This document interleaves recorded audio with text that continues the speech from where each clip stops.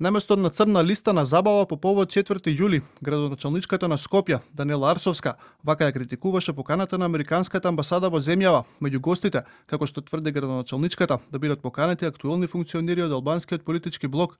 Во јавно обраќање до амбасадорката Анџела Агелер, Арсовска праша зошто меѓу ВИП гостите биле повикани лица против кои, како што тврди градоначалничката, постојат силни докази за криминал, во моментот се водат сериозни истраги и треба да се на црната листа.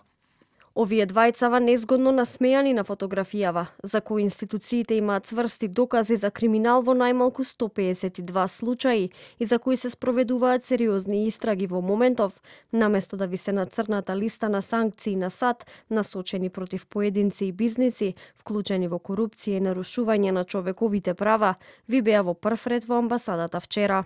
Од амбасадата на САД на прашање на телевизија 24, како го коментираат ставот на градоначалничката на Скопје во однос на гостите, за кои тврди дека се поврзани со криминал, кратко одговорија: Немаме коментар за забелешките на градоначалникот.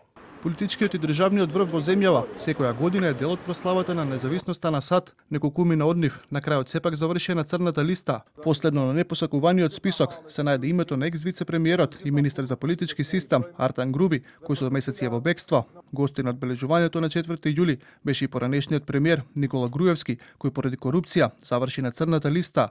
Во минатото, гостинка на прославата беше и поранешната специјална обвинителка Катица Јанева, како и бројни други функционери кои се дел од судски постапки.